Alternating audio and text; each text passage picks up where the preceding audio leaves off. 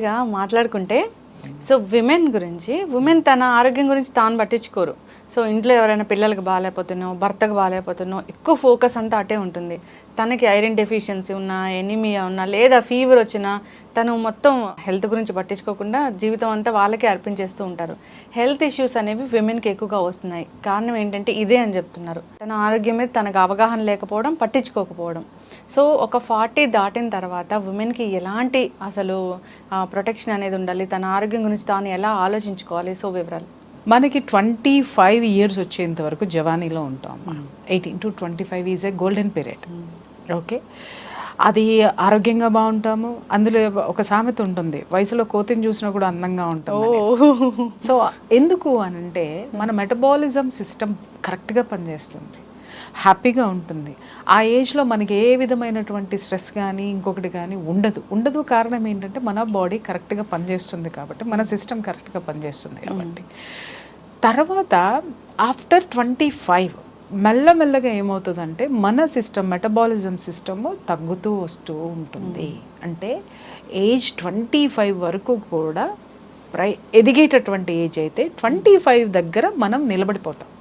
అక్కడి నుంచి మనం దాన్ని నిలబెట్టుకునే ప్రయత్నం చేయాలి. మనం ఏం చేస్తామో అక్కడి నుంచి 25 తర్వాత నుంచి మనము ఫ్యామిలీ బర్డెన్స్ తీసుకోవడం, మ్యారేజ్ ఇష్యూస్ కానీ, ప్రొఫెషన్లో కానీ, ఇంకొకటి కానీ, బయట ఇంట్లో అన్నీ కూడా మన చుట్టుముట్టేస్తాయి. ఓకే, అందుకే చూడు, భగవంతుడు అప్పటి నుంచి 25 ఏళ్ళు నీకు ఆరోగ్యం ఇస్తాడు. నీ శరీరం, భగవంతుడు అంటే ఎవరో కాదు, దేహమే దేవాలయం, నీ శరీరమే నీకు భగవంతుడు. 25 ఇయర్స్ నీకు అద్భుతంగా అన్నీ కూడా నీకు అమర్చి పెట్టేస్తుంది. ఎందుకనంటే ఈ స్థితి దాటిన తర్వాత నువ్వు డేంజర్ జోన్లోకి వెళ్తావు కాబట్టి నువ్వు దీన్ని కాపాడుకో, నేను అన్నీ నీకు ఇస్తున్నాను, నువ్వు దీన్ని కాపాడుకో, నువ్వు దీన్ని కాపాడుకున్నావు అంటే నేను నిన్ను కాపాడుతాను అన్నిటి నుంచి అని చెప్పేటటువంటి సింప్టమ్ అన్నమాట. ఎప్పుడైతే 25 దాటామో మనము ఫ్యామిలీ స్ట్రెస్ కానివ్వండి, ప్రొఫెషన్ స్ట్రెస్ కానివ్వండి, సోషల్ దీంట్లో ఉన్నటువంటి సొసైటీలో ఉన్నటువంటి ఇష్యూస్ మీద కానివ్వండి ఫోకస్ పెడతాం. ఫోకస్ పెట్టినప్పుడు అవన్నీ కూడా మనల్ని ఏదో ఒక విధంగా బిజీ లైఫ్లోకి తీసుకెళ్ళిపోవడము, మానసికంగా మనకి కొన్ని ఒత్తిళ్ళు తీసుకురావడము, అలాగే శారీరక పరమైనట్టు ఎప్పుడైతే మనము ఈ బిజీ స్కెడ్యూలు మానసిక పరమైనటువంటి ఒత్తిళ్లలోకి వెళ్తామో అది ఆటోమేటిక్గా మనకి ఖచ్చితంగా ఇవాళ తలనొప్పిగా ఉంది అనేది ఒకటి ఫీల్ అవుతాం. తలనొప్పి ఎందుకు వచ్చింది? మార్నింగ్ నుంచి ఏసీలో కూర్చొని మాట్లాడడం లేదు. ఒక ఇల్లాల విషయం దగ్గరికి వచ్చాం. ప్రొఫెషన్లో ఇలా ఉంటుంది. ఇల్లాల దగ్గరికి వచ్చేసరికి పొద్దున్నే పిల్లలు స్కూల్కి పంపించాలా, లేకపోతే భర్తని ఆఫీస్కి పంపించాలి, లేకపోతే ఇంట్లో అత్తకి మామకి లేకపోతే ఎవరున్నారో వాళ్ళందరికీ చేసి పెట్టడంలో తను బిజీగా ఉండి తను తీసుకునేటటువంటి ఆహారం టైంకి తీసుకోకపోవటం కానీ, లేకపోతే తన గురించి తను ఆలోచించుకోకపోవటం కానివ్వండి, ఇవన్నీ చేసుకుంటూ వస్తుంది. తలనొప్పి వచ్చేస్తుంది. ఎందుకు? అది నీ శరీరానికి మించిన స్ట్రెస్ నువ్వు తీసుకున్నావు. నీ శరీరానికి కావలసిన ఆ స్ట్రెస్ని భరించేటటువంటి శక్తిని నీ శరీరానికి ఇవ్వలేదు. ఫిజికల్గా నువ్వు ఎప్పుడైతే ఫిట్ ఉంటావో నువ్వు ఎన్ని ఛాలెంజెస్ అయినా సరే నువ్వు ఫేస్ చేయగలుగుతావు. ఈరోజు అందరూ కూడా డిప్రెషన్ నా దగ్గరికి చాలా కేసులు వస్తుంటాయి. చాలామంది ఈరోజు డిప్రెషన్ అనేటటువంటి మాట అందరూ పట్టేసుకుని అది మాట్లాడేసుకుని లేకపోయినా కూడా నేను డిప్రెషన్లోకి వెళ్ళిపోతున్నాను అంటే శారీరక పరమైనటువంటి బలహీనతను కూడా డిప్రెషన్ అనేటటువంటి పదానికి ముడిపెడుతున్నారు. ఇది కరెక్ట్ కాదు. శారీరకంగా మనం వీక్గా ఉన్నప్పుడు కూడా ఏ విషయాన్ని మనం తీసుకోలేము. అలాగే ఒకే విషయం గురించి పదే ఆలోచిస్తున్నాం లేదా మెరుగ్గా ఆలోచించలేకపోవడం అనేది మన శరీరంలో ఉంది. అక్కడ ఫాల్ట్ ఎక్కడుందంటే మన శరీరాన్ని మనం కరెక్ట్గా పెట్టలేదు, దానికి సరైనటువంటి ఆహారం ఇవ్వలేదు, దానికి కావాల్సినటువంటి పోషక విలువలు అందించలేదు. కాబట్టి ఇది ఉంది. ఇప్పుడు చూడమ్మా, ఇప్పుడు ఒక ప్రోగ్రామ్ అవుట్పుట్ రావాలి అని అంటే కెమెరా కరెక్ట్గా ఉండాలి, యాంకర్ కరెక్ట్గా ఉండాలి, గెస్ట్ కరెక్ట్ ఇన్ఫర్మేషన్ ఇవ్వాలి, ఆ తర్వాత ఎడిటర్ కరెక్ట్గా చేయాలి, ఎడిటింగ్ అయిన తర్వాత సిస్టమ్ సపోర్ట్ చేయాలి అతనికి, అలాగే కెమెరామెన్ తీయడం కాదు కెమెరా సపోర్ట్ చేయాలి. కెమెరా దగ్గర నుంచి నీకు అవుట్పుట్ వచ్చేంత వరకు కూడా ప్రతి ఒక్క మిషను ప్రతి ఒక్కటి ఎలా సహకరించాలో మనకు కూడా ప్రతిరోజు చేసేటటువంటి పనిలో ఆ రోజు రాత్రి సుఖనిద్రపోవడానికి ఇవన్నీ కూడా మనకి సహాయపడినట్టుగా మన శరీరంలో ఉన్నటువంటి ప్రతి భాగము ఆరోగ్యంగా ఉంటేనే అది మనకి సహకరిస్తుంది. తలనొప్పి వచ్చింది, స్ట్రెస్ వచ్చింది, ఎందుకు వచ్చింది, ఏం తిన్నాం, అందరికీ ఈరోజు గ్యాస్ట్రిక్ ట్రబుల్ వస్తుంది. ఎందుకు గ్యాస్ట్రిక్ ప్రాబ్లమ్స్ వస్తున్నాయి అని అంటే కేవలం టైంకి తినకపోవడం. ఒక టైం అనేది మన శరీరానికి అలవాటు చేయాలి, ఆహారానికి. నెంబర్ 1.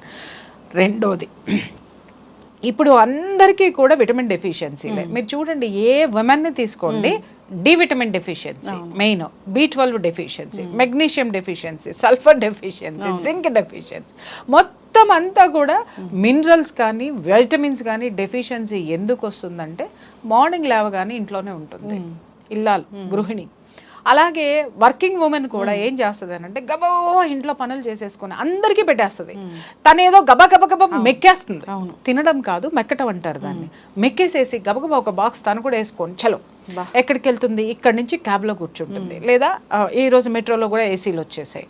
ఎక్కడా కూడా మనకి సూర్య భగవానుడు అనేటటువంటి వాడు మన శరీరానికి తగలకుండా మనం చాలా జాగ్రత్తగా పడుతున్నాం. ఎందుకు మనకి డి విటమిన్ డెఫిషియన్సీ వస్తుందంటే నువ్వు ఇండోర్లో ఎక్కువ ఉంటున్నావు, నాట్ అవుట్డోర్. ఇండోర్లో ఎక్కువ ఉంటున్నావు, అవుట్డోర్లో లేవు. ఎప్పుడైతే నువ్వు ఎండ వచ్చినప్పుడు నువ్వు బయటికి వెళ్తావో, పొద్దున్నే చూడండి ఇదివరకు కళాపు జల్లి బొగ్గులు పెట్టి అన్నీ చేసి తర్వాత ఎండలో బట్టలు ఆరేయడానికి కనీసం వాళ్ళకు ఒక అరగంట పట్టేది. ఇంటిల్లి పాది బట్టలు ఉతికి ఎండలో ఆరేసినప్పుడు ఆ ఎండలో ఎక్కువసేపు ఉండేవారు, డి విటమిన్ ఉండేది. అలాగే ఇంట్లో ఉన్న ఏమైనా ఆరబెట్టడానికి ఎండలో ఆరబెట్టి అక్కడ కాపలా కూర్చునేవాళ్ళు. ఆ కొంచెం నీడలో కూర్చున్నా కూడా ఆ యూవీ రేస్లు ఏమయ్యాయి అంటే మన బాడీకి వచ్చాయి. అందుకని డి విటమిన్ డెఫిషియన్సీ అనేది మన పెద్దలకి లేదే, మనకే ఎందుకు వచ్చింది? ఎందుకు అనంటే మొత్తం సూర్యుడిని టచ్ మీ నాట్ అనేసామన్నమాట. అలాగే ఇప్పుడు ఇల్లాలు కూడా ఏమవుతుంది, గబగబా పనులు చేసేసుకోవడం, అది అయిపోయిన తర్వాత టీవీ చూడడం, లేదా గబగబా పనులు చేసుకోవడం, అది అయిపోయిన తర్వాత వీడియోలు చూడడం. నేను తప్పు పట్టట్లేదమ్మా, రొటీన్ లైఫ్ గురించి ఎక్స్ప్లెయిన్ చేస్తున్నా. అది ఇంపార్టెంటే కావచ్చు, గబగబా బట్టలు ఉతికేసుకోవడం, ఎవరికో ఒక పనులు చేసేసుకోవడం, ఎవరికో ఒకళ్ళకి సోది ఉప్పర సోదంతా మనం మాట్లాడుకోవడం లేదు. ఆ టైం కూడా లేనటువంటి ఉమెన్ ఉన్నారు. ఒకదాని తర్వాత ఒకటి. ఇప్పుడు జాయింట్ ఫ్యామిలీస్ ఉన్నాయనుకోండి, అత్తగారు ఏదోటి చెప్తుంది, మాంగారు ఏదోటి కావాలంటారు, తర్వాత ఆడపడుచులు వచ్చి ఏదోటి అంటారు. చాకిరీ చాకిరీ చాకిరీ చాకిరీ ఆ గదికి పరిమితం అయిపోతుంది, ఆ ఇంటికి, ఆ వంట గదికో లేకపోతే ఆ ఇంటికో ఆమె పరిమితం అయిపోతుంది. ఆమెకి ప్రకృతితోటి సంబంధాలు కట్టు, అలాగే తన దేహం నుంచి కూడా సంబంధాలు టోటల్గా కట్ చేసుకొని ఉంటుంది. ఇంట్లో ఎవరికి రోగం వచ్చినా వాళ్ళకి ఏం కావాలో కనుక్కొని డాక్టర్ చెప్పిన దాన్ని ఫాలో అయ్యి టైం టు టైం వాళ్ళకి ఇస్తుంది. అవును, ఓకే, దే ఆర్ హెల్తీ. వాళ్ళందరికీ ఏంటి అని అంటే ఈవిడ చూసుకుంటుంది కదా.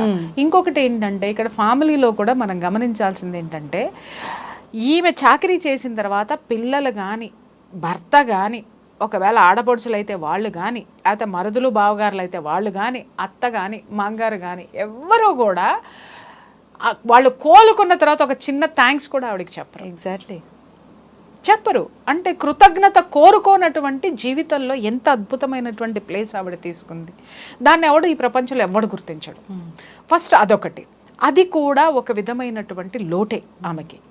అది గుర్తించకపోగా 90% తగ్గుతుంది, 10% ఎక్కడుందో, నువ్వు సరిగ్గా నాకు ఆ రోజు చేయలేదు, లేదా నువ్వు కరెక్ట్గా ఇవ్వలేదు, మా కోడలు ఏదో ఓ రోజు పట్టించుకుంటా ఓ రోజు పట్టించుకో. షీఈస్ ఆల్సో హ్యూమన్ బీయింగ్ అండి. ఆమె కూడా మనిషే. మీకు బాగోనప్పుడంతా మీకు బాగుండేదాకా సపర్యలు చేయడానికి మరబొమ్మ కాదే. తనకే ఒక శరీరం ఉంది, ఆ శరీరంలో వచ్చేటటువంటి బాధలు ఉంటాయి, అలాగే మానసిక బాధలు ఉంటాయి, భర్త నుంచి వచ్చేటివి ఉంటాయి, పిల్లల నుంచి వచ్చేటటువంటి స్ట్రెస్ ఉంటుంది. ఇవన్నిటికీ ఆవిడకి విశ్రాంతిని మీరు ఇవ్వరా? ఆవిడ సెలవు కోరుకోదా? ఇప్పుడు మనకి వర్కింగ్ ఉమెన్కి కానీ వర్కింగ్ ప్లేస్లో మనకు ఒక రోజు సెలవు ఉంది, వారానికి ఒక సెలవు ఉంది. గృహిణికి ఏదమ్మా సెలవు? అవును లేదు. ఆ రోజు ఇంకా ఎక్స్ట్రా బర్డెన్ ఉంటుంది, ఎక్స్ట్రా వర్క్ ఉంటుంది. అది తీసి పక్కన పెడితే ఎవరికి ఏం కావాలో ఆ పోషక విలువలు ఇచ్చేసి ఆ శరీరాన్ని సిద్ధం చేసి మళ్ళీ వాళ్ళని ఈ ప్రపంచంలోకి తీసుకొచ్చేస్తుంది. చెయ్యడం వల్ల తను చేసేటటువంటి త్యాగాలు ఎలా ఉంటాయంటే, వీళ్ళకి చేసి చేసి చేసి వాళ్ళకి ఇస్తున్న దాంట్లో కనీసం కొంచెమన్నా ఆమె తీసుకుందాం తాగుదాం అనేటటువంటి, ఇప్పుడు ఒక జ్యూస్ వాళ్ళ ఇంట్లో వాళ్ళకి ఇస్తుంది అనుకుందాం అమ్మ, అది తిరిగి తను తాగాలనేటటువంటి ఉద్దేశం ఆమెలో ఉంటుంది. ఇది వాళ్ళకి, తనకి హ్యాపీ ఫీల్ అవుతుంది. ఇది వాళ్ళకి, ఆ ఉద్దేశంతో ఉంటుంది తను. ఇది వాళ్ళకి అంటే వాట్ అబౌట్ యూ? నీకు సరే ఇలా త్యాగం చేసేస్తూ ఉంటుంది. అలాగే అర్ధరాత్రులు అపరాత్రులు అక్కడ ఇంట్లో ఎంతమంది పిల్లలు ఉన్నారో భర్త యొక్క టెన్షన్లో, అత్తమామల యొక్క టెన్షన్లో, ఈమె పుట్టింటి టెన్షన్లో, తర్వాత పిల్లల టెన్షన్లో అన్నీ కలిపి గ్రైండర్లో వేసి మిక్సీలో వేసి ఆవిడ శరీరంలో పోసేసుకుంటుంది. ఆవిడ తాగే జ్యూస్ అదే. ఇది శరీరం తట్టుకోవాలి అని అంటే నీ శరీరాన్ని నువ్వు సిద్ధంగా ఉంచావా, బలంగా ఉంచావా? నేను అడుగుతున్నా. సిద్ధంగా అంటే బలంగా ఉంచావా నువ్వు? నీ గురించి నువ్వు పట్టించుకోవటం లేదు. ఇంట్లో ఎవరికి వచ్చినా లేదా ఇంటిల్లి పాదికి వచ్చినా కూడా ఒక్క ఇల్లాలు సేవతోటి ఇల్లు మొత్తం కూడా ఆరోగ్యవంతం అవుతుంది. అదే ఇల్లాలు పడిపోతే చూడండి, భర్త ఆయన ఆఫీస్కి ఆయన వెళ్ళిపోతాడు, ఎందుకంటే ఆఫీస్కి వెళ్ళకపోతే డబ్బులు ఎట్టా వస్తాయని మాట్లాడతాడు.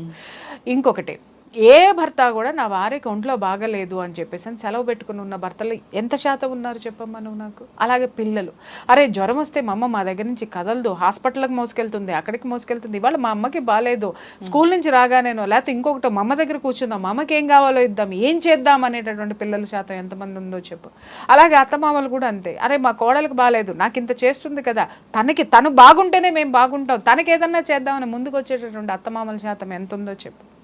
సో తను ఏంటంటే సపరేట్ చేయబడిపోయి, అంటే తనకు తానే సపరేట్ అయిపోతూ ఉంటుంది, దానికి తోడు వీళ్ళు సపరేట్ చేయడంతో తను పూర్తిగా ఇగ్నోర్ అయిపోతుంది అనమాట. తనకి తాను ఇగ్నోర్ చేసుకుంటుంది, అలాగే ఇతరుల చేత కూడా తను విస్మరించబడుతుంది కరెక్ట్గా చెప్పాలంటే. దాంతో ఏమవుతుంది అని అంటే, ఇంకొక విషయం కూడా ఇక్కడ ఆడవాళ్ళు బాగా ఇక్కడ గుర్తుపెట్టుకోవాల్సింది ఏంటంటే, ₹1 దాద్దాము, అమ్మో ఖర్చు ఎక్కువైపోతుంది, అమ్మో ఖర్చు ఎక్కువైపోతుంది, అది వాళ్ళ విషయంలోనే చూస్తారు. ఏ పిల్లలకి భర్తకి పెట్టాల్సి వచ్చేస్తే కావాలంటే ఒంటి మీద ఇంటి మీద అన్నీ అమ్మేసేసి అయినా సరే వాళ్ళ కోసం త్యాగాలు చేస్తారు. కానీ ఒక చిన్న గ్లాసు జ్యూస్ తాగడానికి ₹10 లేదా ₹100 అమ్మో ఖర్చు అయిపోతున్నాయి అని మాట్లాడతారు. తర్వాత అలాగే ఏదైనా ఒక మంచి ఆహారం తినాలన్నా అమ్మో ఖర్చు అయిపోతుంది అనుకుంటారు. అలాగే ఎక్కడికన్నా వాళ్ళ మనసుకి ఒక స్వాంతన కోసము ఎక్కడైనా ఒక ఊరు ఫ్రెండ్స్తో కలిసి ఒక టూర్ వెళ్ళాలన్నా అమ్మో అన్ని డబ్బులా, అవి ఉంటే మా వాడికి ఫీజు కడతాం, అవి ఉంటే ఇంకొకటి చేస్తాం, అవి ఉంటే ఇంకొకటి చేస్తాం. ఇలా ప్రతి ఒక్క దానికి తనను తాను వెనకేసుకొని వచ్చేసరికి తన ఆరోగ్యం కూడా వెనకబడిపోయింది. సో ఇక్కడ గమనించాల్సింది ఏంటంటేనమ్మ, నువ్వు నీ కుటుంబాన్ని ఎంత ప్రేమిస్తున్నావో ఆ ప్రేమని నువ్వు జీవితాంతం నువ్వు ఇవ్వడం కోసము నువ్వు నీ శరీరాన్ని కూడా ప్రేమించాల్సిన అవసరం ఉంది, నీ ఆరోగ్యాన్ని ప్రేమించాల్సినటువంటి అవసరం ఉంది. కాబట్టి వాళ్ళకి ఏ సేవలైతే చేస్తున్నావో అది నీ శరీరానికి కూడా అవసరము. నిన్ను నువ్వు పట్టించుకో. కాలం టైం తీసిన తర్వాత ఎప్పుడో 3ంటికి తినడమో 4ంటికి తినడమో అట్లా టైం ఇక్కడి మన బాడీలో ఉన్నటువంటి బైలు జ్యూస్ అనేది ఒక టైంకి రిలీజ్ అవుతుంది. ఓకే, మనం తిన్నప్పుడు ఆ టైంకి రిలీజ్ అయ్యి దాన్ని అరిగించేసి చక్కగా లివర్ దాని నుంచి ఫంక్షన్ చేస్తుంది. ఏ బాడీలో ఏ అవయవానికి ఎంత ఇవ్వాలి అనేటటువంటి టైం చూసుకుంటుంది. నువ్వు కరెక్ట్గా మనకు ఆకలేస్తుందంటే అర్థం ఏంటి అని అంటే, నేను సిద్ధంగా ఉన్నాను, నువ్వు నాకు పెట్టేసాయి, నా పని నేను చేసుకుంటా, తర్వాత నీ పని నువ్వు చేసుకో అని అది గుర్తు చేస్తుంది. మన ఆకలేస్తుంది టైం లేదు, ఆకలేస్తుంది టైం లేదు అనేసి గబ గబ గబ గబ తినేస్తారు. ఆకలేస్తున్నా కూడా అలా తినకండి. చూడమ్మా, మనకి తిండి తినేటటువంటి టైం లేనటువంటి పనులు కూడా చేసి చివరికి నువ్వు మంచాన పడిన తర్వాత నువ్వు ఎవరి కోసం పనిచేసావో, ఏ సంపాదనతో పనిచేసావో ఆ సంపాదన అంతా నువ్వు నీ రోగానికి ఖర్చు పెట్టాలి. అలాగే నువ్వు చేసిన పని చేసిన చోట కానీ, నువ్వు చేసిన త్యాగాలు చేసినటువంటి నీ కుటుంబ సభ్యులు కానీ 1 రోజు 2 రోజులో 10 రోజుల్లో నీ పట్ల సానుభూతి చూపిస్తారు, కానీ నిరంతరము సానుభూతి అయితే చూపించరు. ఎందుకు అని అంటే they are very practical persons. తన గురించి you are emotional person. Okay, ఆ ఎమోషన్ బాండింగ్ నుంచి బయటికి రండి. ఇప్పుడు ప్రొఫెషన్లో ఉన్నటువంటి విమెన్ గురించి మాట్లాడుకుందాం. వీళ్ళకేంటి, బయటికి రాగానే టార్గెట్స్, బయటికి రాగానే విపరీతమైన ఒత్తిడి, ఆచమ్మ పోచమ్మ పనిలేందో పనికి మాలిందో ఏదో ఒకటి మనల్ని పించి చేస్తుంది. అంటే అదేదో గ్రేట్ అన్నట్టుగా మనం ఏదో ఎందుకు పనికి రానట్టుగా ఉండేసరికి మనలో ఎక్కడో ఒక అహం పైకి లేస్తుంది. అరే నన్ను ఇలా అవమానిస్తుందా, లేకపోతే వీడు నన్ను ఇలా అవమానిస్తాడా, వెదర్ మేల్ ఆర్ ఫీమేల్ అన్నమాట అనేసి మనం ఏం చేస్తాం, వీడికంటే నేను ఎత్తులో ఉండాలి, లేదా అందరి చేత నేను జేజేలు కొట్టించుకోవాలి, లేదా మా అందరిలో నేను పొగిడించుకోవాలి, నేను గొప్పగా ఉండాలి, నేను గొప్పగా బ్రతకాలి అనుకుంటారు. బ్రతకడం అంటే ఇవాళ ఎలా అయిపోయిందంటే, బ్రాండెడ్ బట్టలు వేసుకొని స్టైలిష్ కారుల్లో తిరిగేసి పబ్బుల్లో ఎంజాయ్ చేయటమో లేకపోతే ఇంకొకటి. It's not called life. నువ్వు ఆరోగ్యంగా ఉన్నావా లేదా? ఎగ్జాక్ట్లీ. నువ్వు ఎవరి మీద ఆధారపడకుండా ఈ ప్రకృతి మీద ఆధారపడుతూ, నీ మీద నువ్వు ఆధారపడుతూ అద్భుతంగా ఉన్నావా లేదా? ఇది లేని జీవితము, నువ్వు ఏది సంపాదిస్తే నీ తర్వాత అందరూ మర్చిపోతారు. అవును. కానీ నువ్వు మొదటి నుంచి మర్చిపోయిన నీ శరీరమే నువ్వు చచ్చేదాకా ఉంటుంది, గుర్తుపెట్టుకో. మనం చచ్చేంత వరకు ఉండేది మన శరీరం మాత్రమే. ఎవరు నో అన్నా, ఎవరు మనల్ని గెంటేసినా, లేకపోతే విస్మరించినా, మనల్ని అవమానం చేసినా, ఏది చేసినా అన్నీ భరిస్తూ నీతో ఉండేది నీ శరీరమే.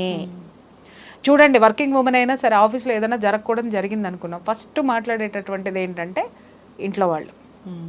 నేను ఆ రోజునే చెప్పా వెళ్ళొద్దని, ఇప్పుడు అని మాట్లాడతారు. లేదు అనంటే అబ్బో ఎగిరావుగా బాగా అయిందిలే అని మాట్లాడతారు. లేదు, అర్థం చేసుకునేటటువంటి కుటుంబ వ్యక్తులు ఉన్న శాతం చాలా తక్కువ. కొంతమంది నా దగ్గరికి వచ్చేటటువంటి, ఎందుకంటే నేను కౌన్సిలింగ్ చేస్తాను కాబట్టి, నెంబర్ ఆఫ్ లైఫ్స్ చూస్తాను కాబట్టి నేను అనలైజ్ చేయగలుగుతున్నాను. చాలామంది చెప్తారు, మేడం మొదట్లో బాగా సపోర్ట్ చేశారండి, రాను రాను నేను వాళ్ళ నుంచే విమర్శలు ఎదుర్కోవాల్సి వస్తుందంటే, మొదట్లో ఎందుకు సపోర్ట్ చేశారు? ఆ స్థితి ఆ రోజున సపోర్ట్ చేశారు, కానీ చివరికి రాను రాను నువ్వు బర్డెన్ అయిపోతున్నావు వాళ్ళకి. ఓకే, వాళ్ళకి అంటే అవసరానికి తగ్గట్టుగా వాళ్ళు నీతో ప్రవర్తిస్తున్నారు. అది నువ్వు గమనించాలి, అది నువ్వు తట్టుకోవాలి. ఎవడమ్మా ఈ లోకంలో ఎవడెవడికి సొంతమో? మన శరీరం మాత్రమే మనకి సొంతం. చచ్చేంత వరకు కూడా మనతో ఉంటుంది. ఇంకొకటి గుర్తుపెట్టుకోండి, ఈ శరీరం నుంచి మన ఆత్మ విడిపోయి వెళ్ళిపోయిన తర్వాత ఈ శరీరం నేను ఉండను అంటది, కుళ్ళిపోతుంది, ఇంకేమో అవుతుంది. నాకు అక్కర్లేదు, నువ్వు ఆత్మ వెళ్ళిపోయినటువంటి శరీరము ఈ భూమి మీద ఉండదు. నన్ను తగలబెట్టేయండి అంటది, లేదా నన్ను పూర్తి చేయండి అంటది, నన్ను కాల్ చేయండి అంటుంది. ఆ శరీరం మనతో పాటు వెళ్ళిపోతుంది. అంటే మనతో పాటే అది కూడా బూడిదై వేపరై మనతో వస్తుంది. అంటే మనం దీన్ని ఎంత గొప్పగా చూసుకోవాల్సినటువంటి అవసరం ఉంది. అందుకే మన పెద్దవాళ్ళు ప్రతి ఒక్క దీన్ని కూడా వాటిని ఏమంటారు, సామెతలను కూడా ఊరికనే చెప్పలేదు. దేహమేరా దేవాలయం. దేవాలయం అని ఎందుకన్నారు? అరే నీలోకి నువ్వు చూసుకో, నీలోనే ఒక గురువు కనిపిస్తాడు, నీలోనే ఒక సాహసవంతురాలు కనిపిస్తుంది, నీలోనే ఒక అద్భుతమైనటువంటి గృహిణి ఉంది, నీలో అద్భుతమైనటువంటి రాజకీయ నాయకురాలు, అది మొత్తం నీలో ఉంది. పరమాత్మ కూడా నీలో ఉన్నాడు. నువ్వు కూర్చొని చూసుకొని నీకు నువ్వు ఆలోచించుకుంటే అద్భుతమైనటువంటి విజన్ వస్తుంది. నువ్వు దీన్ని వదిలేసి నాకు హెల్త్ బాగుండట్లేదు అని గుళ్ళు గోపురాలు తిరిగితే ఏమొస్తుంది? వస్తుంది, వెళ్ళు, మనశ్శాంతి కోసం వెళ్ళు. కానీ నీ శరీరం తట్టుకోవడానికి నీ శరీరాన్ని కూడా నువ్వు ఎంత కొలుస్తున్నావో కొలవాలి. భగవంతుడికి ఇష్టమైనవి పెడితే భగవంతుడు వరం ఇస్తాడని మనం ఎలా అనుకుంటున్నావో, మన శరీరానికి అవసరమైనటువంటి ఆరోగ్యకరమైనటువంటి ఆహారాన్ని ఇస్తే మన శరీరం కూడా మనకన్ని వరాలు ఇస్తుంది. అది మర్చిపోవద్దు. ఇంట్లో వాళ్ళు కూడా మారాలి కదా. అమ్మ, ఒక్క విషయం ఇక్కడ చాలా మంది అడిగేటటువంటి ప్రశ్న, ఏమండి నేను ఇన్ని త్యాగాలు చేస్తున్నాను, ఇంత చేస్తున్నాను, మా ఇంట్లో వాళ్ళు మారాలి కదా అంటే, ఎందుకు మారుతారు లక్ష్మి? వాళ్ళు అలాగే ఉన్నారు. నువ్వు మారాలి, నువ్వు మారాలి. వాళ్ళ మార్పు కోసం నువ్వు చూసావంటే నీ తనం గడిచిపోతుంది. నువ్వు మారు.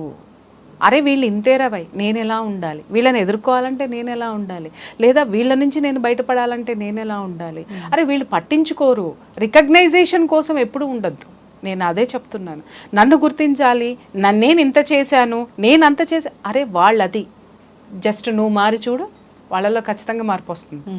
నువ్వు మారకుండా వాళ్ళల్లో మార్పు రావాలంటే రాదు. ఎందుకు? నువ్వు మారటం అంటే ఏంటి అని అంటే, వాళ్ళు నీలో మార్పును చూడరు కాబట్టి ఇది ఇంతే అనుకొని వాళ్ళ పని హ్యాపీగా చేసుకుంటారు. ఎందుకంటే వాళ్ళని క్షమించేయడమో, లేకపోతే వాళ్ళతోటి వాదులాడడమో, లేకపోతే ఇంకోటో చేసుకుంటూ ఉంటే ఇంక ఇది ఇంతే అనేటటువంటి ఒక స్థితికి వచ్చేస్తారు. నువ్వు మారి చూడు, ఖచ్చితంగా వాళ్ళు మారే ప్రయత్నం చేస్తారు. దాంతో పెట్టుకోవడం ఎందుకురా, ప్రతిదీ ఇది లాజిక్లో ఉంది, లేకపోతే ఇంకోటి ఉంది అని చెప్పేసి అని మాట్లాడతారు. సో కాబట్టి మనల్ని మనం పట్టించుకోవడం అంటే శారీరకంగా పట్టించుకోవాలి, అలాగే మన చుట్టూ ఉన్నటువంటి పరిస్థితుల్లో కూడా మనకు అనుగుణంగా మనం మార్చుకునేటటువంటి పరిస్థితులు చేస్తే సర్వే జనా సుఖినో భవంతు. ఎస్, ఖచ్చితంగా మ్యామ్. ఈ మధ్య కాలంలో ఈ ఆన్లైన్ పరిచయాల వల్ల వచ్చేటువంటివి ఏవైతే ఉన్నాయో, ముఖ్యంగా ఆడపిల్లలకి అవి అవసరం ఉన్నా లేకపోయినా ఆ పరిచయాలు చేసుకోవడం, దానివల్ల వాళ్ళ జీవితాలని చాలా ఇబ్బందుల్లోకి పడేసుకుంటున్నారు. సో ఇలాంటి చాలా స్టోరీస్ మీరు వినే ఉంటారు. అందులో ఒక స్టోరీ ఇప్పుడు దానికి సంబంధించి ఎందుకు అలా అవుతున్నారు, ఏంటి, దాని నుంచి ఎలా బయటపడాలి, ఇలా ఎన్నో విషయాలని మనకు తెలియచేయడానికి ఈ రోజు మనతో పాటు ఉన్నారు senior journalist and family counsellor Priya Chaudhary garu ఉన్నారు. వారితో మాట్లాడదాం. నమస్తే అండి. నమస్తే. ఆన్లైన్ పరిచయాలు అవసరం ఉన్నా లేకపోయినా ఆడపిల్లలు వాటికి అంటే బయటకు వచ్చి జాబ్స్ చేయడం వలనో, లేకపోతే బయటకు వచ్చి చదువుకోవడం వలనో ఒంటరిగా ఉంటున్నారు. ఫ్యామిలీస్ మధ్య ఉండట్లేదు. వన్స్ ఇంటర్ అయిపోయిన తర్వాత కానీ, ఇంటర్ నుంచి కానీ. సో దానివల్ల వాళ్ళ జీవితాలనే విచ్ఛిన్నం చేసేసుకుంటున్నారు. ఒక స్టోరీ ఏంటి అని అంటే, నిజంగా జరిగిందే వాస్తవాన్ని. సో ఆ అమ్మాయి ఇలాగే ఆన్లైన్ పరిచయం ద్వారా అబ్బాయితో పరిచయం ఏర్పడింది. మరి అబ్బాయి ఏం చెప్పి తీసుకెళ్ళాడో తెలియదు, ఓయి రూమ్ తీసుకెళ్ళాడు. 1 month ఆ అమ్మాయిని శారీరకంగా వాడుకున్నాడంట, ఆ అమ్మాయి ఇష్టం లేకపోయినా కానీ. అంటే అమ్మాయి ఎంత నరకం చూసింది అనేది, అంటే ఆ అబ్బాయి ఒక్కడైనా, ఆ అబ్బాయితో పాటు ఇంకెవరైనా కూడా ఉన్నారా అనేది ఇంకా పూర్తి వివరాలు తెలియదు. ఆ అబ్బాయి అయితే ఈ అమ్మాయిని నెల రోజులు ఓయి రూమ్లో శారీరకంగా వాడుకుని చాలా ఇబ్బందికి గురి చేశాడని అయితే తెలుస్తోంది. అంటే ఇలాంటివి అంశాలు, అసలు సంఘటనలు ఎందుకు జరుగుతున్నాయి అనుకోవాలి? ఎందుకు జరిగేది ఉందమ్మా, ఒళ్ళు బలిసి జనాలకు కోపం వస్తే నేనేం చేయలేను. కానీ వాస్తవం చెప్పాలి అని అంటే, ఒక ఫోన్ కాల్, ఫోన్ని ఆడపిల్లలకు కానీ మగపిల్లలకు కానీ చేతిలో ఉందంటే అది దేనికి ఉంది?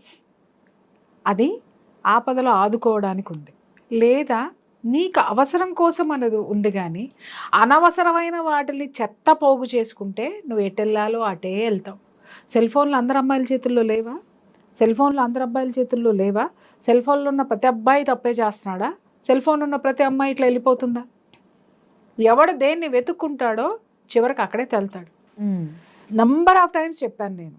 ఎందుకు అనంటే, అరే ఒక వయసు వచ్చినటువంటి ఆడపిల్లల ఫోన్ చేతిలో ఫోన్ ఉంది అనంటే తల్లిదండ్రులకి ఎంతవరకు మానిటరింగ్ ఉంది చెప్పమ్మా నాకు. అసలు ఎవరికి లేదు, అమ్మాయిలైనా అబ్బాయిలైనా లేదు. ఇంకొకటి ఏంటి అనంటే, మీరు అన్నట్టు మానిటరింగ్ అంటే, ఇప్పుడు చదువుకోని తల్లిదండ్రులు ఉంటారు. చదువుకోని తల్లిదండ్రులకి ఇప్పుడు ఇన్స్టాగ్రామ్లు, ఫేస్బుక్లు ఓపెన్ చేయడం వాళ్ళకేం తెలుసు? వాళ్ళకి తెలిసింది యూట్యూబ్ ఓపెన్ చేసుకుంటారేమో, అంతకైతే చూస్తారేమో తప్ప వీళ్ళ యొక్క అకౌంట్లు ఎక్కడున్నాయి, వీళ్ళు ఏం అకౌంట్లు మెయింటైన్ చేస్తున్నారు, ఏం చేస్తున్నారు అనేది ఎవరికి తెలియదు. ఇక్కడ 2 విషయాలు ఏంటి అనంటే, ఒకటి ఆడపిల్లలు అంత తేలిగ్గా నమ్మేసేసి గడప దాటడం అనేది. రెండో విషయం ఏంటంటే, ప్రపంచం ఇలాంటి ప్రమాదపటంచుల్లో ఉన్నా కూడా ఇలాంటి ఓయో రూమ్లు అనేటటువంటి కాన్సెప్ట్ని పెంచి పోషిస్తున్నటువంటి ప్రభుత్వానికి కూడా చాలా తప్పు ఉంది దీంట్లో. ఎందుకు అనంటే, ఓయో రూమ్లకి ఇవాళ మైనర్లు వెళ్తున్నారు. ఓయో రూమ్లకి ఇవాళ మీకు ఇంకొక అందరి పేరెంట్స్ తెలుసుకోవాల్సిన విషయం ఏంటంటే, ఇవాళ మీరు పబ్బులు తీసుకోండి, క్లబ్బులు తీసుకోండి, ఓయో రూములు తీసుకోండి, రాసిస్తాను, కనీసం దాంట్లో 40% మైనర్ ఆడపిల్లలు మగపిల్లలు ఉన్నారు. ఎలా అలౌ చేస్తున్నారండి? ఆధార్ కార్డులు అయిందే ఎక్కడ అలౌ చేయరు. మీరు పబ్బుల్లో తీసుకోండి, ఆధార్ కార్డు ఉండాలి. క్లబ్బులకు వెళ్ళండి, చిన్నపిల్లలు ఉంటే, ఇలాంటి యాటిట్యూడ్స్ ఉంటే ఆధార్ కార్డుగా. ఓయో రూముల్లో కూడా ఆధార్ కార్డులే ఉంటాయి కదండి అని అంటే, మీరు అనొచ్చు వాళ్ళందరి దగ్గర ట్రాక్ ఉంది. ఇప్పుడు మీరు పోలీసులు వెళ్ళి రైడ్ చేసినా కూడా ఒక క్లబ్ వాడు కానీ పబ్ వాడు కానీ ఓయో రూమ్ వాడి మీద ఒక్క కేసు కూడా ఉండదు. కారణం ఏంటి అనంటే, పర్ఫెక్ట్గా ఉంటాయి ఇవన్నీ. ఆధార్ కార్డు ఉంటుంది, ఆధార్ కార్డులో ఖచ్చితంగా వీళ్ళు మేజర్లే. కానీ ఇక్కడ ఏంటి అనంటే, ఆ ఆధార్ కార్డులు ఒరిజినల్ కావు. ఓకే, పిల్లలు టెక్నాలజీని ఎంత అద్భుతంగా మన పిల్లలు వాడుకుంటున్నారు అనేది మనం ఇవాళ పండగ చేసుకోవాల్సిన విషయం. ఓయో రూమ్స్ మేనేజ్మెంట్ వాళ్ళు కావచ్చు, లేదంటే ఈవెన్ పబ్స్ వాటిల్లో ఎంట్రీ చేసేటప్పుడు కానీ అసలు కనీసం ఏదో ఒక పలుకుబడితో వాళ్ళు ఎంటర్ అవుతారు తప్ప పలుకుబడి అవసరం అసలు లేదు అంటే అసలు ఆధార్ కార్డు అడగరు. ఇది చాలా ఈజీ అమ్మా. ఎవరు చెప్పినారు పలుకుబడి అడగరు? పలుకుబడితోటి వెళ్ళడం అనేది వాళ్ళంత రిస్క్ తీసుకోరు. అన్ని చోట్ల అంత రిస్క్ తీసుకోరు. ఏదో కొన్ని చోట్ల పలుకుబడితోటి అలౌ చేసే పబ్బులు చాలా పెద్ద హైఫై దీంట్లో ఉంటాయి కాబట్టి వాళ్ళ జోలికి ఎవరు వెళ్ళరు. కానీ కింద ఉన్న పబ్బులు బోళ్ళన్నీ ఉన్నాయి, పుట్టకొడుకులాగా బోళ్ళన్నీ ఉన్నాయి కదా మన దాంట్లో. ఎలా ఉన్నాయంటే, ఇవాళ ఈ పబ్బు కల్చర్ అనేటటువంటి తీసుకొచ్చినటువంటి పెద్ద మనుషులు ఎవరైతే ఉన్నారో ఆ పెద్ద మనుషుల్ని తీసుకెళ్ళి దాన్ని ఏమంటారు, ఆ గండిపేట చెరువులో ముంచి లేపి మళ్ళీ లెగవకుండా ముంచేయాలన్నమాట. అసలు ఈ పబ్బు కల్చర్ మనదా? ఎక్కడి నుంచి తీసుకొచ్చి ఇచ్చారమ్మా? దేనికోసం వచ్చినాయమ్మా ఇవన్నీ? మన సంస్కృతికి హద్దులు దాటేసి మనం తీసుకొచ్చి ఇది పెట్టినప్పుడు ఎంజాయ్మెంట్ అనేటటువంటి దాన్ని యువత ఉర్రూతలు ఊగిపోతుంది, దాని వైపుకే వెళ్తుంది. ఎందుకంటే యువతకి బాధ్యతలు తెలియదు. ఉడుకు రక్తం, ఆ రక్తం ఎప్పుడూ కూడా ఎదుటివాడిని ప్రశ్నించేటటువంటి దిశగా ఉంటుంది, తన కోసం తను ఆలోచించే దిశగా ఉంటుంది. అందుకే చూడండి, ఉద్యమాలు నడిపేటప్పుడు కూడా యువత ఉంటారు. యువత ఉంటేనే ఆ ఉద్యమం సక్సెస్ అవుతుంది. ఇంకా ఏదైనా సరే మీరు పోరాటాలు చేయండి, ఆ పోరాటాల్లో యువత ఉంటేనే ఇది ఉంటేనే అది సక్సెస్ అవుతుంది. కారణం ఏంటి అనంటే, వాళ్ళది బాయిల్డ్ బ్లడ్, ఉడుకు రక్తం. ఆ ఉడుకు రక్తం ఏమవుతుంది అనంటే కొన్ని సాహసాలు చేయడానికి పురుగొల్పుతుంది అది. ఆ సాహసాలు సామాజిక చైతన్యానికో లేకపోతే వాడి యొక్క ఉన్నతికో ఉపయోగపడితే వెల్ అండ్ గుడ్. కానీ అదేవి ఇవాళ మనం వాడికి అనవసరమైనటువంటి వాటిలన్నిటిని తీసుకొచ్చి ప్రోధి చేసి అక్కడ పెడితే పబ్బులు పెట్టేవాడిది తప్పులేదు, పర్మిషన్ ఇచ్చేవాడిది కూడా తప్పులేదు. కానీ ఆ పబ్బులు నీ బిడ్డల భవిష్యత్తు నాశనం చేస్తున్నా మూసుకుని కూర్చుని ఉన్నావు చూసావా నువ్వు, అవి అలా కొనసాగుతున్నా అడగలేని నీ దుస్థితి ఉంది చూసావా, దానికి ఒక్కసారి అద్దం ముందు నిలబడి ఎవరి ముఖం మీద వాళ్ళు ఉమ్ముకోవాల్సినటువంటి సిచ్యుయేషన్ ఇది. అండర్స్టాండ్? ఇవాళ ఓయో రూముల్లోకి వెళ్ళి ఆడపిల్లలు నాశనం అయిపోతున్నారండి. ఓయో రూములు పర్మిషన్ వచ్చిన రోజు నువ్వు ఎందుకు నోరు మూసుకుని కూర్చున్నావండి చెప్పండి. మనకు తెలిసే 1%ఏనమ్మా, తెలియనటువంటి 99% పరువు కోసం నోరు మూసుకుని కూర్చుంటున్నారు పేరెంట్స్ అందరూ. సిగ్గులేని జీవితాన్ని, ధైర్యం లేని అధోగతి, పిరికితనమైనటువంటి ముసుగులు పైకి అద్భుతమైనటువంటి జిగేల్ లాంటి బట్టలన్నీ వేసుకొని, కోట్లు వేసుకొని, ఆ పిరికితనాన్ని కప్పుకొని మనం తిరుగుతున్నాం ఈ ప్రపంచంలో. అందులో ఆ ఓయో రూమ్స్ అనే వచ్చిన పర్పస్ వేరు, వాళ్ళు తీసుకొచ్చిన ఉద్దేశం వేరు, ఇప్పుడున్నటువంటి యూత్ వాడుకునేటువంటి అది వేరు. ఏమి లేదమ్మా, ఒక్క మాట, పర్పస్ వేరు అనుకున్నప్పుడు అవి ఎలా ఉపయోగపడుతున్నాయమ్మా? ఆ పర్పస్ కోసమే ఉపయోగపడాలి కదమ్మా. ఇప్పుడు కత్తి నువ్వు కొనుక్కున్నావు బజార్లో నుంచి, దేనికోసం కొనుక్కున్నావు? నేను కిచెన్లో కూరగాయలు కోసుకున్నానండి అని మర్డర్ చేసి నువ్వు జైలుకి వెళ్ళి కూర్చుంటావు చేత ఊరుకుంటాడా? అరే కత్తి ఉంది కూరగాయలు కోసుకోవడానికే అని ఒక జర్నలిస్ట్ అనలైజ్ చేసి చెప్తుంటే దాన్ని ప్రపంచం యాక్సెప్ట్ చేస్తుందా? అంటే ఏంటి, దాన్ని నువ్వు ఎలా ఉపయోగిస్తున్నావు? కత్తి తయారు చేసేటోడికి కూడా తెలుసు ఇది కూరగాయల కోసమే చేస్తున్నాను, ఇది దేనికి ఉపయోగపడితే నాకెందుకు, నేను తయారు చేస్తున్నా, ఇది దేనికైనా ఉపయోగపడని. దేని ఎవరు ఎలా కావాలన్నా ఎవడి ప్రోడక్ట్ వాడు సేల్ చేసుకోవడానికి మార్కెట్లో ఉంటాడు తప్ప వాళ్ళు విలువలతోటి కూడుకున్నటువంటివి ఎప్పుడూ విలువలుగానే నడుస్తాయమ్మా, ఎప్పుడు విలువలతోటే ఉంటాయమ్మా. అంతేగాని ఒక పర్పస్ కోసం వచ్చింది, మరి ఇవాళ ఇంత దౌర్భాగ్యం ఎందుకు అవుతుంది? సరే ఇవాళతో కొత్త ఒక అమ్మాయి, ఒక మైనరు ఓయో రూమ్లోకి వెళ్ళింది, పలానా అవ్వబడింది అని మనం మాట్లాడుతున్నామే. అరే ఎన్ని జరగట్లేదు, ఇన్ని జరుగుతున్నా ఓయో రూముల్లో ఎందుకున్నాయి? ఓయో రూములు పర్పస్ కోసం అన్నప్పుడు ఓయో రూమ్ వాడు విపరీతంగా వీటన్నిటిని అడ్డుకట్ట వేయొచ్చు కదా.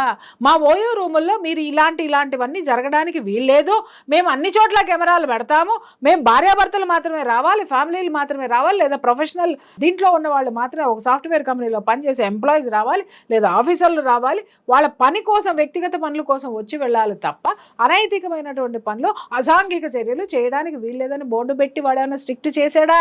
చేయలేదే. మరి ఎందుకు మనం మాట్లాడుకుంటున్నాం? వాడి పర్పస్ వాడికి నడవాలి, వాడు ఎంకరేజ్ చేస్తున్నాడు. ఎంకరేజ్ చేసి దారులు తీసినటువంటి వాడి దవడ పగల కొట్టకుండా మనం కొంపలో కూర్చొని తెగ చూసేస్తున్నాం చూసావా యూట్యూబ్లు. అయ్యో ఇలా జరిగిందంట, అయ్యో అలా జరిగిందంట, అయ్యో అని మాట్లాడుకుంటున్నాం చూసారా. వెదవలెవరు? అబ్జెక్ట్ చెయ్యనటువంటి వాడు. ఇవాళ ప్రపంచం మొత్తం చెడిపోయింది దవడ పగలగొట్ట బుద్ధి వేస్తుంది ఒక్కొక్కడిని. నాకు ఎందుకు చెడిపోయిందిరా? ఎక్కడ చెడిపోయింది? నీ మాటతో చెడిపోయింది. నిజంగా ప్రపంచం చెడిపోయి ఉంటున్నట్టయితే నువ్వు ఇంత సెక్యూర్డ్గా ఉండేదానివి కాదు, నేనింత సెక్యూర్డ్గా ఉండేదాన్ని కాదు. నిజంగా ప్రపంచం చెడిపోయి ఉంటే మన కంచంలో అన్నం ఇవాళ మనం భరించగలిగినంత రేట్లో ఉండేది కాదు. నిజంగా ప్రపంచం చెడిపోయి ఉంటే నీ కూతురు నీకు సేఫ్గా ఇంట్లో ఉండేది కాదు. నిజంగా చెడిపోయి ఉంటున్నట్టయితే నీ భార్యకి చెడిపోయిందా ప్రపంచం? ఎందుకు మాట్లాడతారు? చేతగాంతనానికి ప్రపంచం చెడిపోయిందనేటటువంటి ఒక ట్యాగ్ ఒకటి తగిలిచ్చేసేసి, అంటే నాకు ఏ విధమైనటువంటి సంబంధం లేదు అనేటటువంటి ఒక సిచ్యుయేషన్ని క్రియేట్ చేసుకొని మీరు కూర్చుంటున్నారు. దీన్ని ఎలా యాక్సెప్ట్ చేయాలి? ఎందుకు యాక్సెప్ట్ చేయాలి? అసలు ఓయో రూములు పెట్టినాడు ఒక పర్పస్, లేకపోతే వెళ్ళినాడది ఇంకొక పర్పస్, కానీ అక్కడ జరిగింది ఇంకొక పర్పస్ ఒక్కటే. వెళ్ళేటోడికి తెలుసు, తీసుకెళ్లేటోడికి తెలుసు, ఓయో రూమ్ పెట్టినోడికి తెలుసు, ఓయో రూముల్లో ఏం జరుగుతుంది అనేటటువంటి ఓయో రూమ్స్ అనేటటువంటి మాట పలకడం వచ్చిన ప్రతి మందికి ఒక్కడికి కూడా తెలుసు. నేను అడుగుతున్నాను, ఇన్ని జరుగుతున్నప్పుడు ఏ ఒక్క జనము తిరగబడినప్పుడు, ఏ ఒక్కళ్ళు ఇది తప్పు అని ఖండించినప్పుడు అసలు వీటి గురించి ఎందుకు మాట్లాడాలి?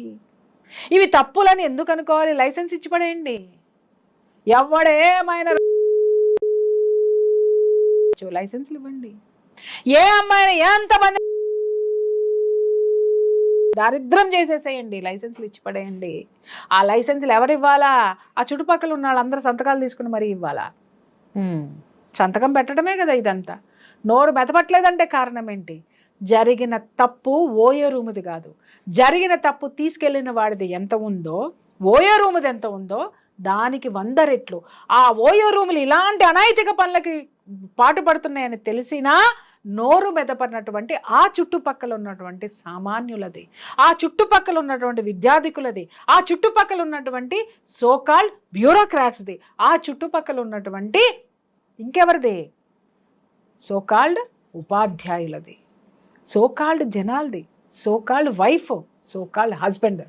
ప్రతి ఒక్కడు బాధ్యతే దీనికి. చెప్తున్నాను కదా, ఇవాళ అవుతున్నాయి ఎన్నమ్మా, కనీసం ఒక 5-6 వేల ఎపిసోడ్లు చేసి ఉంటాను. ఎన్ని విషయాల్లో గొంతు చించుకొని నేను అరుస్తున్నాను, ఇవి జరుగుతున్నాయి మీరు ఖండించండి, ఇవి జరుగుతున్నాయి మీరు ఖండించండి. ఎందుకు ఖండించరు? సిగ్గు లేకుండా కొంపల్లో కూర్చొని ఏం జరిగిందో చూసి దాని గురించి కాలక్షేపం కోసం నువ్వు నిద్ర కూడా మానుకోకుండా అర్ధరాత్రి దాకా యూట్యూబ్లు చూసి ఏం పీకుతున్నావు నువ్వు? నేను కనీసం ఖండించడం తెలీదా? ఒక మాట మాట్లాడడం తెలీదా? ఇంతమంది ఇన్ని వేల మంది యూట్యూబర్స్ ఉన్నారు, కనీసం ఓయూ రూముల్లో ఇవన్నీ జరుగుతున్నాయి, ప్రభుత్వాన్ని ఖండించమని చెప్పేసిన ఒక్క మాట మీ ఒక్క వీడియోకి ముందు కానీ వీడియో తర్వాత కానీ ఎందుకేరమ్మా? ఎందుకు వెయ్యరు? ఎవడు నోరు తెరవనంత వరకు ఇవి జరిగే తీరుతాయి, జరుగుతూనే ఉంటాయి. ఎవడికో ఒకటికి వార్త కావాలి కాబట్టి ఎవడో ఒకటి దాన్ని గెలుకుతాడు, అంతే. వార్త కింద ఉంటున్నాయే కానీ ఇవన్నీ కూడా అవాంతరాల కింద మాత్రం ఎవడో తీసుకోవట్లేదు ఈరోజు. అంటే అమ్మాయి పైన ఈ అనైతికమైనటువంటి పనులు జరుగుతున్న ఎక్కడైనా, అది ఓ రూమ్లో కావచ్చు, బయట కానీ ఎక్కడైనా జరిగినా కానీ అమ్మాయి పేరే బయటకు వస్తుంది తప్ప పలానా అబ్బాయి చేశాడు, పలానా పేరు అనుకుంటున్నారు అని ఎందుకు బయటకు రాదు? ఎప్పుడైనా కానీ అమ్మాయి బాధపడింది, అమ్మాయి ఇలాగ దారుణానికి చేయబడింది అమ్మాయి పైన, అమ్మాయి పేరే ఎందుకు వస్తుంది? నైతిక విలువలు లేనటువంటి మీడియా, చేసిన అబ్బాయి ఎందుకు, నైతిక విలువలు లేనటువంటి చట్టాలు, నైతికతను పాతి పెట్టేసినటువంటి ఇంకా మిగిలిన అందరూ. నేను నిజం చెప్తున్నాను కదా, నిజంగా అవి కొన్ని గైడ్ లైన్స్ ఉన్నాయి. ఎవరైతే అన్యాయం అయ్యారో అన్యాయమైనటువంటి వాళ్ళ పేర్లు బయటికి రాకూడదు, ఆడపిల్లల పేర్లు అసలు రాకూడదు, ఆడపిల్ల ఎవరు ఎక్కడ ఉన్నారనేది కూడా వివరాలు గోప్యంగా ఉంచాలి. ఇవన్నీ వాళ్ళు ఎవరికి పట్టినాయి? ఎమ్మటే ఏం చేస్తున్నారు? ఏదైనా ఒక ఆడపిల్లకి జరిగితే చాలు దాని దుంపదగా జరిగింది పక్కన పెట్టు, అది 4 రోజులకు మర్చిపోద్దేమో, గొట్టాలు పట్టేసుకుని వెళ్ళిపోయి వాళ్ళ ఇంట్లో కూర్చొని వాళ్ళ అమ్మని వాళ్ళ ఇల్లు ఎక్కడుందో చెప్పేసి, వాళ్ళ బాత్రూమ్లు ఎక్కడున్నాయో చెప్పేసి, వాళ్ళ వాకిళ్ళు ఎక్కడున్నాయో చెప్పేసి, వాళ్ళ నీళ్ళ తొట్టుల్లోకి వెళ్ళిపోయి, వాళ్ళ బెడ్రూముల్లోకి వెళ్ళిపోయి, ఏ బెడ్ మీద పడుకున్నారో చేసేసి ఓయో రూములకి వెళ్ళి, ఇవాళ నేను చాలా మందిని చూస్తున్నాను, ఓయో రూమ్ ఇక్కడే జరిగింది, ఇక్కడే కెమెరాలు పెట్టారు, ఇక్కడే ఇది జరిగింది అని నువ్వు వేసావు కదా. నువ్వు వేసిన తర్వాత ఇవి జరగకుండా నువ్వు ఎన్ని 100 ఎపిసోడ్లు వేసావు? ఆ హోటల్లో లేదా ఆ ఏరియాలో జరిగేటటువంటి వాటిని ఎన్నిటిని జల్లెడబట్టావు? జరుగుతున్నాయి, జరిగిన తర్వాత మీరు తీయకండి దయచేసి, నేను చెప్తున్నాను. జరిగేటప్పుడే ఈ యూట్యూబర్స్ కానీ, జర్నలిస్టులు కానీ, మీడియా కానీ జరుగుతున్నప్పుడు స్పై కెమెరాలు పెట్టి వాళ్ళని పట్టించి సమాజం నుంచి వాళ్ళని ఎందుకు వెలివేయరు అని నేను అడుగుతున్నాను. సామాజిక బాధ్యత ఎవరికి లేదా? ఎందుకు మనం మాట్లాడుకుంటున్నాము? ఇక్కడ జరిగింది, అక్కడ జరిగింది, ఇక్కడే అక్కడ జరుగుతుందని ఆ ఏరియాలో ఉంటున్నా, నీకు తెలవదా? తెలిసిన రోజున నోరు మూసుకున్నావు. జరిగింది కాబట్టి నీకు ఒక వార్త కావాలి కాబట్టి నువ్వు బయటకు వచ్చావు, కానీ నీ చుట్టూ జరుగుతున్నటువంటి వాటిని ఎన్నిటిని వేసావు? అది చెప్పు బాస్. జరిగిన వద్దు, మనకి జరిగిపోయిన కథలొద్దు, జరుగుతున్న వాటిల మీద ఫోకస్ పెట్టి ఆపగలిగితే ఓయో రూమ్లు మూతపడతాయి, ఆడపిల్లలు భయపడతారు, మగ పిల్లవాడిని ప్రతి ఒక్క తల్లి కూడా బయటికి వెళ్లే ముందు చీపురు కట్ట చూపించి బయటికి పంపిస్తుంది వాళ్ళమ్మ. సో ఇక్కడ అబ్బాయిదా అమ్మాయిదా తప్ప అనేది దాని విషయాన్ని పక్కన పెడితే, సో ఆబ్వియస్లీ ఒక అమ్మాయి ఒక అబ్బాయిని నమ్మి బయటకు వస్తుంది అని అంటే ఖచ్చితంగా అమ్మాయి నమ్మే వస్తుంది, నమ్మకుండా అయితే నమ్మకం లేకుండా రాదు.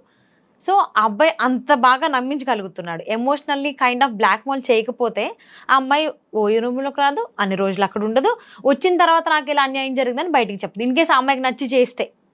సో అసలు అమ్మాయిలు ఫస్ట్ ఆఫ్ ఆల్ అమ్మాయిలు ఎలా జాగ్రత్త పడాలి అలాంటి అబ్బాయిల నుంచి అంటే మీరు ఏమంటారు? ఒక్క మాట నేను చెప్తున్నానమ్మా, ఇవాళ యూట్యూబ్ చూసే వాళ్ళకి ఇవన్నీ జరుగుతున్నాయని తెలీదా? సెల్ ఫోన్ లో ఆ అమ్మాయికి పరిచయం అయింది ఇన్స్టాలో. అమ్మాయి కాదమ్మా, ఇన్స్టాలో అదే నేను చెప్తున్నాను కదా. ఈ రోజు ఆ అమ్మాయి ఆ అమ్మాయి ప్లేస్ నుంచి నువ్వు పాఠం నేర్చుకోకుండా నువ్వు వెళ్తే నీకు అదే జరుగుతుంది. పాఠాలు నేర్చుకోండి అని చెప్తే, ఇప్పుడు నేను నీకు ఒక చిన్న సూత్రం చెప్తా, ఒక వాస్తవం చెప్తా, నేను సూత్రం కాదు వాస్తవం చెప్తా. ఇప్పుడు నా దగ్గరికి చాలా మంది వస్తూ ఉంటారు, ఏమండి మా అమ్మాయికి అది చెప్పేసేయండి, మా అబ్బాయిలకి ఇది చెప్పేసేయండి, వీళ్ళకి ఇది చెప్పండి, వాళ్ళకి అది చెప్తా, డెఫినెట్గా చెప్తా. వాళ్ళు ఖచ్చితంగా వినరు. వాళ్ళ సైకాలజీని బట్టి, వాళ్ళ బాడీ కెమిస్ట్రీని బట్టి నేను వీళ్ళకి చెప్తా. అమ్మ వీళ్ళు వినరు, మీరు చెప్పినా వినలేదమ్మా మేడం అంటే, వినరమ్మా, అందరూ వినరు, చాలా మంది వింటారు, కానీ కొందరు వినరు. ఎప్పుడు వింటారు వాళ్ళు? ఆ దెబ్బ వాళ్ళకి పడిన రోజున అప్పుడు ప్రియా చౌదరి ఏం చెప్పిందో గుర్తొస్తుంది. ఇప్పుడు ఆ అమ్మాయి మోసపోయింది కదా, అప్పుడు ఎతుకుతుంది అనమాట, అప్పుడు పెడుతుంది, మీరు ఇలా మోసపోకండి, ఈ విధవలు ఇలాగే ఉంటారు, ఈ దుర్మార్గులు ఇలాగే అవుతారు. అయిన తర్వాత రియలైజేషన్ వస్తుంది ఈ పాపలకి, ముందు రాదు. ఎన్ని ఎపిసోడ్స్ చేశాను, ఎన్ని గొంతు చించుకు, చాలా మంది మదర్స్ చెప్తారు, మా పిల్లలకి మీరంటే పడదండి, ఎందుకంటే మీరు చాలా హార్ష్గా మాట్లాడతారు, ఆడపిల్లల గురించి చెప్తారు అని. మరి పడదు, ఎందుకంటే ఎప్పుడు పడుతుంది? వాడి జోలికి వెళ్ళనటువంటి వాళ్ళు, ఓకే ఈవిడేదో మాకు మంచి చెప్తుంది, మేము నేర్చుకుంటాం అనుకునే వాళ్ళకి పడతాయి. అదే జోన్లో ఉన్నప్పుడు నేనెందుకు పడతాను? వాళ్ళు పడతారు, వాళ్ళు పడతారు. ఆ తర్వాత ప్రపంచం నుంచి కూడా చాలా పడతారు. ఆ తర్వాత జీవితంలో బొక్కబోర్లా పడతారు. ఇదే జరుగుతుంది. ఆడపిల్లలు ఎలా ఉండాలి అని అంటే ఆ మాత్రం కామన్ సెన్స్ లేదా? అమ్మ ఎప్పుడైనా సరే మగాడు నిప్పు అయితే ఆడది ఒత్తి, అర్థమైందా? అది కాలిపోతుంది ఆ నిప్పుకి. దయచేసి దూరంగా ఉండండి, సాధ్యమైనంత దూరంగా ఉండండి. మీరు వాడికి ఎంత దగ్గరగా వెళ్తే అంతగా మిమ్మల్ని కాల్చేస్తాడు. ఆ సెగ, ఆ మగతనం అనేటటువంటి సెగ ఏదైతే ఉందో, ఆ మగాడిలో ఉన్నటువంటి ఆ మేల్ యాటిట్యూడ్ ఏదైతే ఉందో, ఈ ఫెమినైన్ యాటిట్యూడ్ని అంతగా నమ్మించేస్తుంది, అంతగా కరిగించేస్తుంది, అంతగా కాల్చేస్తుంది. దయచేసి అసలు మీకు పెళ్ళిళ్ళు కాకుండా ఓయో రూమ్లు ఏందమ్మా? పెళ్లిళ్ళు కాకుండా మీరు రోడ్ల మీద తిరగడం ఏంటమ్మా? అసలు ఓయో రూమ్ అంటేనే ఆలోచించాలి కదా అమ్మాయి. నేను అదే అడుగుతున్నాను కదా తల్లి. రూమ్కి వెళ్దాము అనగానే ఎగేసుకుంటూ వెళ్ళిపోయినప్పుడు అదే జరుగుతుంది. అయ్యో పాపం అమాయకురాలు వెళ్ళింది అని మనం మాట్లాడుకోవచ్చు, కానీ ఓయో రూమ్ అంటే ఏంటో, ఒక మగాడు ఎందుకు పిలుస్తున్నాడో తెలియనంత దద్దోజనం పులిహోరలు ఇక్కడ లేరు. ఒకవేళ అదే దద్దోజనం పులిహోర అయితే అసలు మగాడి జోలికే పోదు. అర్థమైందమ్మా? మగాడి జోలికే పోదు. అమ్మాయి ఏమన్నా టాపిక్ తీసుకొచ్చినా వద్దు అన్నా గానీ ఈ అబ్బాయి నుంచి వస్తుంది అంటే నా మీద నమ్మకం లేదా, అమ్మ ఒక్క విషయం, నార్మల్ నువ్వు నీ యొక్క బలహీనతలు వాడు అడక్క ముందే నువ్వు చెప్పేస్తావు. అర్థమైందా? వాడికి తెలుసు, వాడు నీ నుంచి నీ బలహీనతలు ఎలా రాబట్టుకోవాలో వాడికి బాగా తెలుసు. వాడు చక్కగా రాబట్టుకుంటాడు. నీ వీక్ పాయింట్ ఎక్కడో కొడతాడు, దాన్ని పట్టుకొని వాడు తీసుకెళ్తాడు, నువ్వు పోతావు. సానుభూతి. ఇవాళ రేపు ఆడపిల్లలు కోరుకునేది ఏంటంటే సానుభూతి, సపోర్ట్. ఏ సపోర్ట్ కావాలి? ఓయో రూముల్లో సపోర్ట్ కావాలి వీళ్ళకి. మామూలు సపోర్ట్లు కుదరవు. అమ్మా నాన్న ఎందుకు ఇది చేస్తున్నావు అని మందలించే అమ్మా నాన్నలు వీళ్ళకి గిట్టరు. కొట్టుకునే అమ్మా నాన్నలు చూస్తే వీళ్ళకి చిరాకు. ఎందుకంటే నేను ఒకటే చెప్తున్నాను, కొట్టుకునే అమ్మా నాన్నలు వాళ్ళ బుద్ధి, వాళ్ళ జ్ఞానం అంతే ఉంది. వాళ్ళకి మీరు అమ్మా నాన్నలై వాళ్ళని క్షమించండి, మంచి మార్గంలో నడవండి, కాస్త చదువుకొని సావండి. చదువుకొని మీ కాళ్ళ మీద మీరు నిలబడితే మీ అమ్మా నాన్నలాగా కొట్టుకోకుండా ఒక మంచి వాడిని ఎత్తుక్కొని చక్కగా పెళ్లి చేసుకొని మీ అమ్మా నాన్నల జీవితాల్లో వాళ్ళు ఎలా చేసుకున్నారో అలా కాక వాళ్ళ నుంచి నేర్చుకున్నది ఏమన్నా ఉంటే సరిదిద్దుకుంటూ సరి చేసుకుంటూ ప్రేమగా ముందుకు పోండి. అదే నేను చెప్తాను. సో మీరు చెప్పింది వింటే నాకు ఒక సామెత గుర్తు వస్తుంది, గొర్రె కషాయం ఉండే నమ్ముతుందంట. సో అలాగా అమ్మాయిలందరూ అలాంటి వాళ్ళని వెళ్ళకండ్రా బాబు ఇన్నిసార్లు మీరు మొత్తుకుంటున్నా మాకేమీ కాదు, మాకు జరగదు అని మళ్ళీ మళ్ళీ మళ్ళీ అందులోనే పడుతున్నారు. ఫీమేలు మేలు అట్రాక్షన్ అనేది ప్రకృతిలోనే ఉంది. అర్థమైందా? పురుషుడికి ఆడది అట్రాక్ట్ అవ్వడం అనేది ప్రకృతి సహజం. అది రెండూ కూడా అపోజిట్ జెండర్స్ అట్రాక్షన్ అనేది. ఇప్పుడు ఇంట్లో కూడా చూడు, తల్లికి కొడుకంటే ఇష్టం, తండ్రికి కూతురు అంటే ఇష్టం. ఎందుకంటే ఆ టెండర్నెస్, ఆ ఆకర్షణ, ఆ లాలింపు అనేది ప్రకృతిలోనే ఉంది మనకి. కాబట్టి దాన్ని ఏం చేస్తారు అని అంటే ఆ ప్రకృతిలో ఉన్నటువంటి ఆ సున్నితత్వం దేనికి పెట్టింది ప్రకృతి? ఉరేనాయన ఒకళ్ళ పట్ల ఒకళ్ళ గౌరవాన్ని ఇచ్చిపుచ్చుకొని ప్రేమ పెంపొందించుకొని భార్యాభర్తలై పునరుత్పత్తి కోసం ఉపయోగపడనంత తప్ప ఈ విధంగా ఓయో రూములకి వెళ్ళిపోండి, ఆ తర్వాత ఇంకెక్కడికో వెళ్ళిపోండి, ఆ తర్వాత ఇంకేదో చెయ్యండి, బ్రేకప్లు చెప్పుకోండి, పెళ్ళిళ్ళు నాశనం చేసుకోండి, మీ ఇష్టం వచ్చినతో సుప్రీంకోర్టు తీర్పిచ్చింది కాబట్టి మీ ఇష్టం వచ్చినట్టు ఏమన్నా పొరలాడండి,